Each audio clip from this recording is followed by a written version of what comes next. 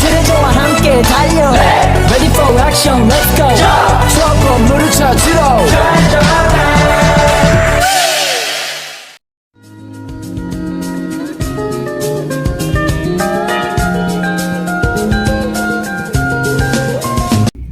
Assalamualaikum warahmatullahi wabarakatuh. Halo, perkenalkan nama saya Huwaidahatun Nufus dari kelas 10 4. Pada kesempatan kali ini saya akan mempresentasikan mengenai materi HIV atau Human Immunodeficiency Virus sebagai tugas biologi.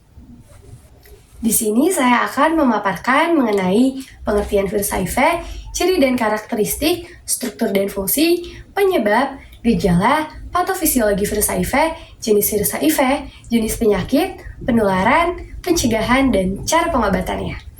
Yang pertama ada pengertian virus HIV. HIV atau Human Immunodeficiency Virus adalah virus yang menyerang imunitas atau sistem kekebalan tubuh kita sehingga sistem kekebalan tubuh kita melemah dan tidak mampu melawan infeksi virus lainnya yang masuk ke dalam tubuh kita. Lalu selanjutnya ada ciri dan karakteristik. Ciri dan karakteristik dari virus HIV yaitu secara morfologi berbentuk bulat dan memiliki diameter sekitar 100 nanometer dan memiliki berat tiap molekul per unitnya yaitu 9,7 kilobasa dan pada intinya berbentuk kerucut. Selanjutnya ada struktur dan fungsi virus HIV. Saya akan menjelaskan dari struktur yang paling dalam hingga keluar. Yang pertama ada RNA. RNA dalam tubuh sel inang akan membentuk suatu DNA yang nantinya akan digunakan sebagai sumber informasi untuk membentuk tubuh virus baru. Lalu ada protase. Protase ini berfungsi untuk memecah protein dan membentuk subunit fungsional. Lalu selanjutnya ada integrase. Integrase ini berfungsi untuk mengintegrasikan DNA ke dalam sel inang dan memungkinkan virus untuk mereplikasi lebih banyak diri dan memproduksi lebih banyak virus lainnya. Lalu selanjutnya ada reverse transkriptase atau transkripsi balik. Reverse transkriptase ini berfungsi untuk mengubah RNA menjadi DNA. Dan nantinya DNA yang dihasilkan dari transkripsi balik ini akan dimasukkan ke dalam tubuh sel inang. Lalu selanjutnya ada kapsid. Kapsid ini berfungsi sebagai tempat menempelnya virus pada sel inang dan juga kapsid berfungsi untuk menghasilkan protein. Selain itu, kapsid juga berfungsi untuk melindungi materi genetik. Lalu selanjutnya ada matriks protein. Matriks protein ini adalah suatu lapisan protein yang berada di luar kapsid. Matriks protein berfungsi untuk memfasilitasi jalannya virus masuk ke dalam tubuh sel inang. Lalu selanjutnya ada envelope atau selubung. Fungsi envelope ini adalah untuk melindungi bagian-bagian pada virus HIV. Selain itu, envelope ini juga berfungsi untuk virus berinteraksi dengan sel inang dan memasuki sel inang tersebut. Lalu selanjutnya ada GP41 atau glikoprotein transmembran. Glikoprotein transmembran ini berfungsi sebagai tempat masuknya virus ke dalam sel inang dan juga untuk mempercepat fusion atau peleburan dari tubuh si penderita. Selain itu, glikoprotein juga menjadi tempat transmembran dari si virus tersebut. Lalu selanjutnya ada GP120 atau glikoprotein selubung. Glikoprotein selubung ini terletak di luar dan glikoprotein 120 ini itu berfungsi untuk mengikat reseptor di permukaan sel tertentu secara spesifik.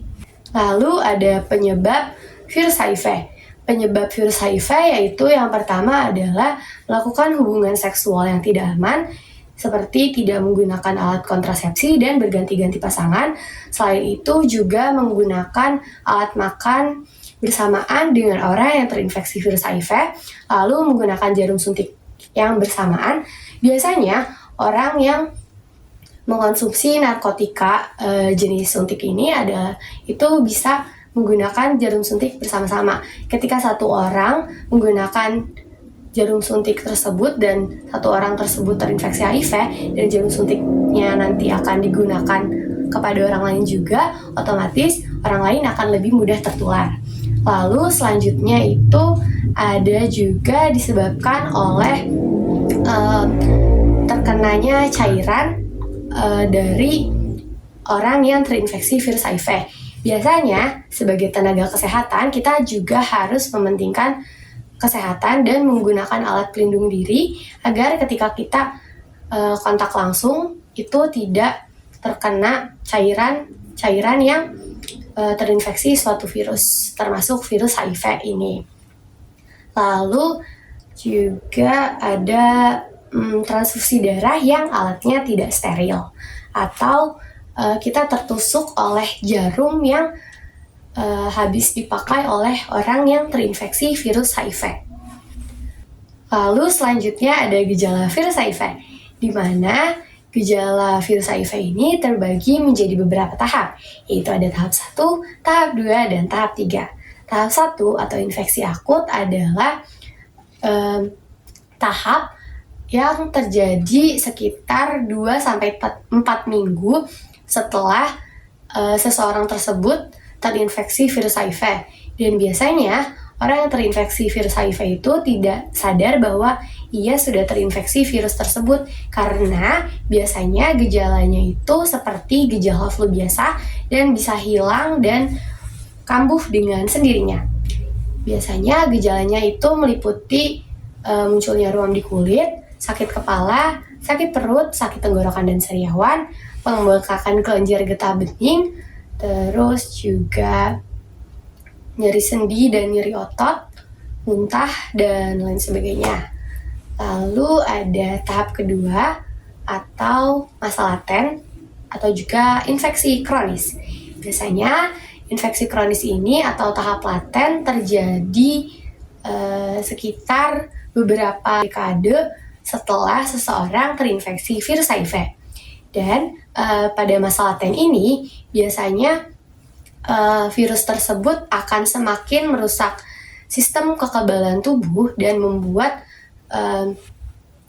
imunitas kita itu semakin turun atau melemah, tetapi virusnya berkembang lebih sedikit.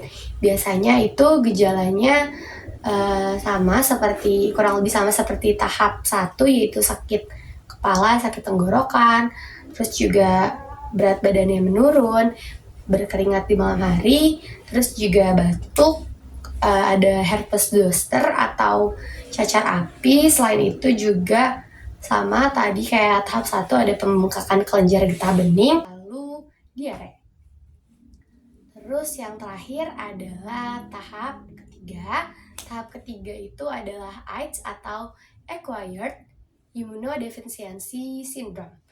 AIDS ini adalah tahap akhir atau stadium akhir dari virus HIV, di mana jika masa laten tidak ditangani segera mungkin akan berkembang menjadi tahap ketiga ini, yaitu tahap AIDS. Biasanya tahap AIDS ini itu gejalanya meliputi batuk, terus juga penurunan yang semakin signifikan, semakin melemah, terus juga gangguan konsentrasi, gangguan sarafnya itu seperti gangguan konsentrasi, terus juga mudah lupa, dan lain sebagainya. Terus juga munculnya bercak putih di lidah, di mulut, di alat kelamin dan anus, lalu juga pembengkakan kelenjar getah bening di sekitar leher, ketiak, dan selangkangan, dan lain sebagainya.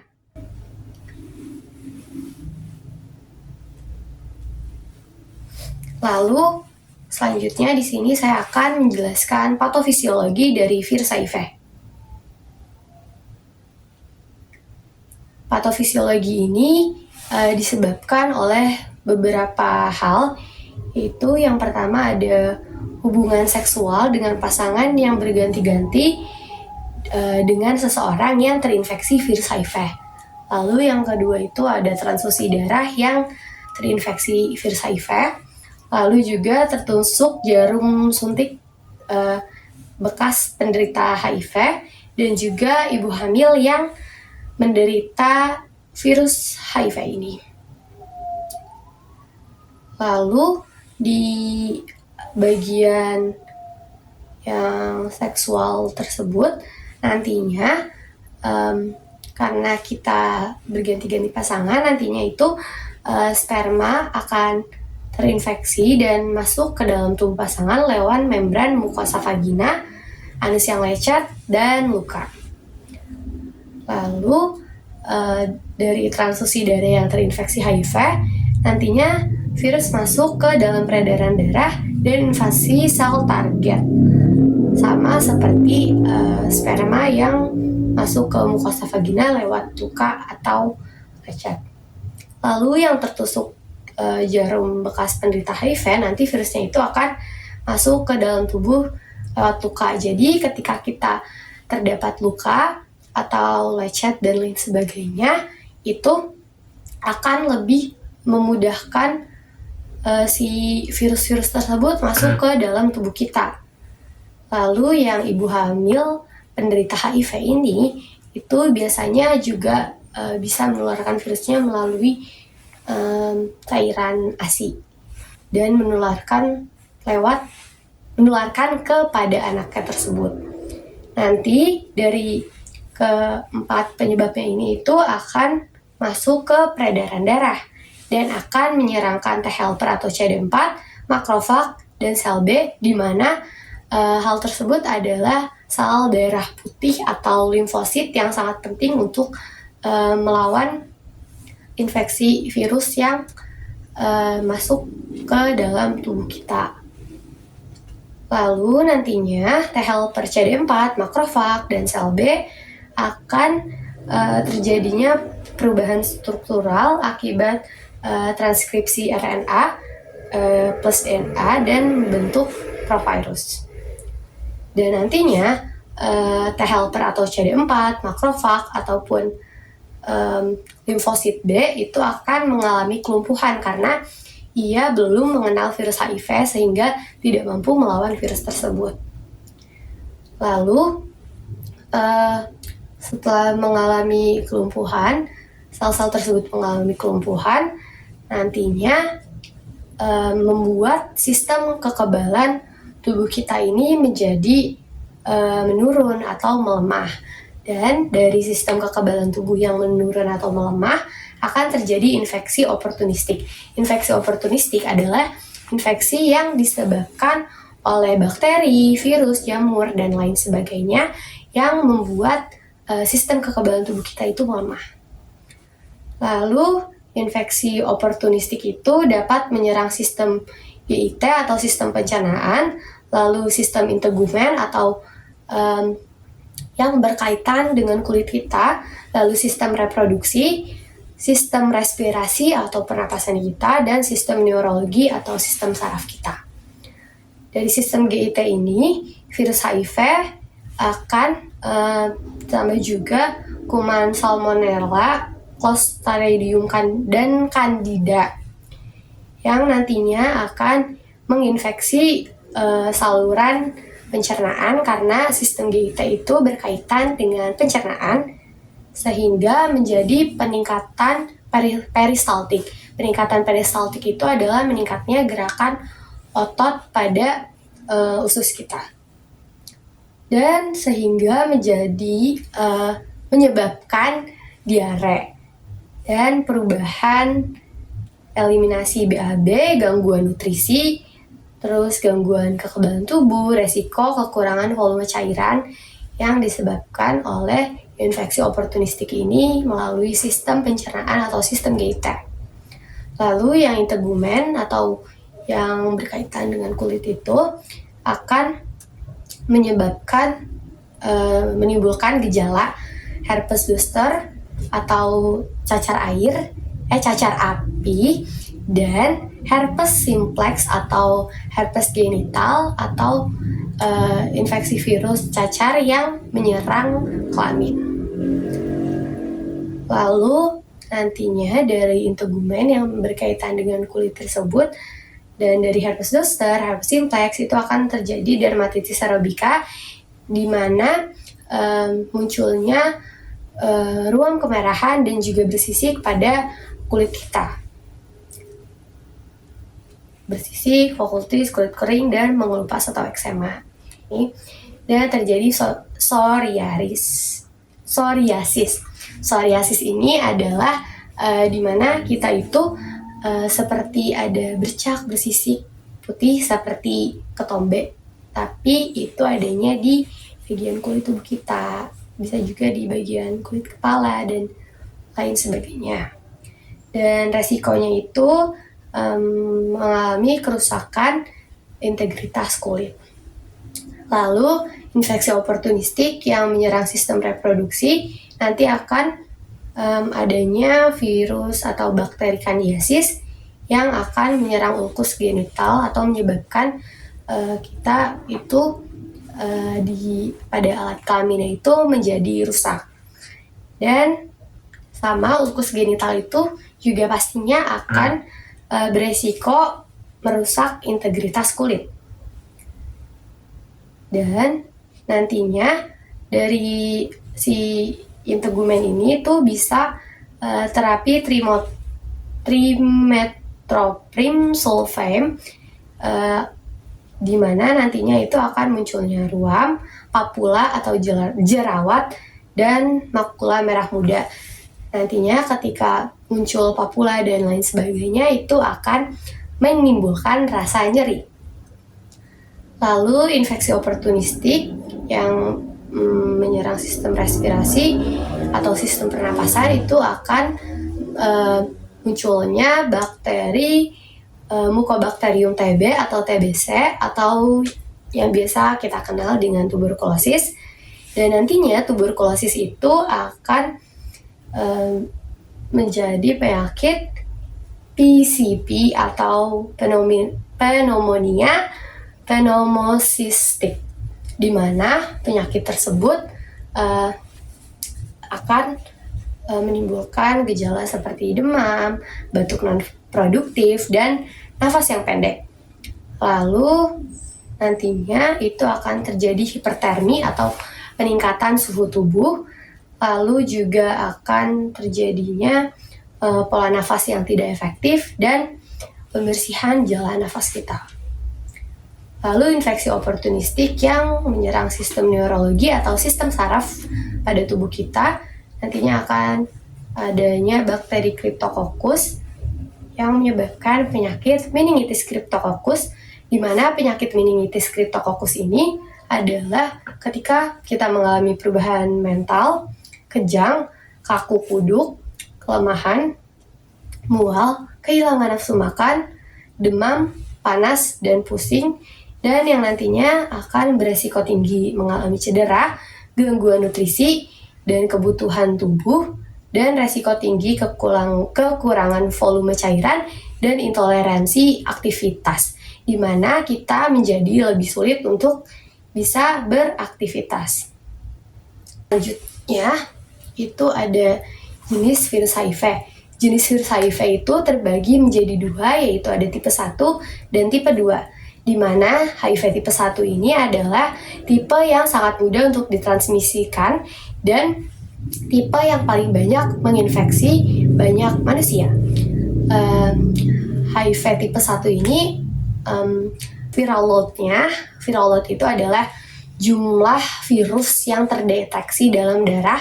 Jumlah virus yang terdeteksi dalam darah pada HIV tipe 1 ini tuh lebih banyak dibandingkan pada HIV tipe 2. Dan CD4 pada HIV tipe 1 ini itu lebih rendah dibandingkan CD4 atau limfosit atau sel darah putih yang ada di HIV tipe 2. Lalu, selain itu, pada HIV tipe 1, lebih memungkinkan seseorang itu mengalami AIDS atau tahap akhir dari si virus HIV tersebut. Lalu selanjutnya itu ada HIV tipe 2. HIV tipe 2 ini adalah tipe yang tidak mudah atau sulit ditransmisikan, di mana HIV tipe 2 ini jarang terjadi pada manusia, dan HIV tipe 2 memiliki ciri viral load atau jumlah virus yang terdeteksi di dalam darah itu lebih rendah dibandingkan HIV tipe 1 dan CD4 atau limfositnya atau sel darah putih di HIV tipe 2 ini tuh lebih tinggi atau lebih banyak dibandingkan CD4 di HIV tipe 1. Dan pada HIV tipe 1 sangat sedikit kemungkinan seseorang itu bisa berkembang infeksi virusnya itu menjadi AIDS atau tahap akhir dari si HIV.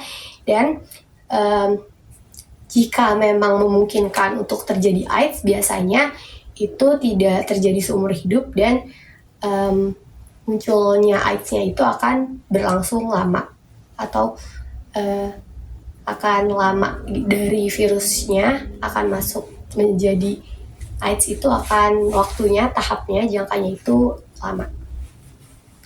Lalu selanjutnya di sini ada jenis penyakit dari virus HIV ini tuh ada tuberkulosis, PCP, dan meningitis cryptococcus. Tapi yang menjadi perhatian adalah penyakit AIDS. Penyakit AIDS atau Acquired Immunodeficiency Syndrome adalah penyakit yang membuat sistem kekebalan tubuh kita semakin menurun dan melemah sehingga tidak mampu melawan virus-virus lainnya yang masuk ke dalam tubuh kita. Dan Acquired Immunodeficiency Syndrome atau AIDS ini itu adalah stadium akhir atau tahap akhir dari virus HIV. Lalu selanjutnya ada penularan virus HIV. Virus HIV dapat menular melalui kontak langsung antar kulit. Jadi jika kita terkena cairan atau sebagainya dari orang yang terinfeksi virus HIV, otomatis kita juga akan tertular virus HIV atau terinfeksi virus HIV tersebut. Lalu juga ada penularan melalui cairan seperti darah, cairan presminal, air mani, cairan vagina, dan air susu ibu. Selain itu juga penularan dapat terjadi dari hubungan seksual baik vaginal, oral, ataupun anal. Selain itu, penularan dapat terjadi melalui transfusi darah yang tidak steril atau dari kita tertusuknya jarum suntik, dan juga dapat tertular melalui ibu dan bayi baik pada proses kehamilan, kelahiran, dan menyusui. Lalu selanjutnya ada pencegahan. Pencegahan yang dapat dilakukan untuk mengatasi virus HIV adalah dengan tidak berganti-ganti pasangan, apalagi ketika kita berganti pasangan, otomatis kita akan ganti pasangan seksual. Jadi kita tidak boleh berganti-ganti pasangan dan menggunakan alat kontrasepsi atau melakukan hubungan seksual yang aman. Selain itu, melakukan edukasi mengenai cara pencegahan, pengobatan, bagaimana gejalanya, dan bagaimana penularan virus HIV tersebut untuk mengedukasi masyarakat agar lebih mengetahui mengenai virus HIV. Terus juga kita harus selalu menggunakan alat medis yang steril. Jadi kita tuh ketika habis melakukan transfusi darah atau lain sebagainya menggunakan jarum suntik hanya boleh menggunakan jarum suntik tersebut hanya boleh digunakan untuk 1 kali pakai. Lalu juga menggunakan alat pelindung diri agar kita tidak terkena cairan ketika kita sedang berhadapan dengan seseorang yang terinfeksi virus HIV. Lalu juga tidak menggunakan alat makan bersama-sama dengan orang yang terinfeksi virus HIV, rutin melakukan screening HIV, dan menggunakan antiretroviral atau ARV. Lalu selanjutnya di sini ada pengobatannya.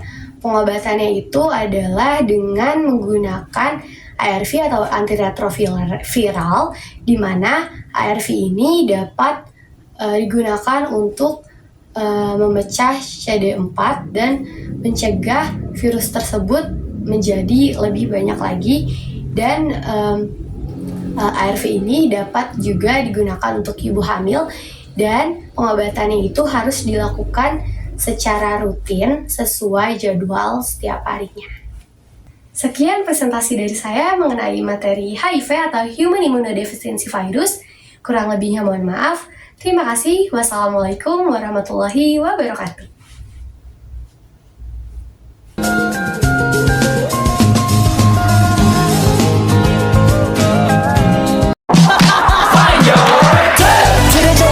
달려 Ready for action, let's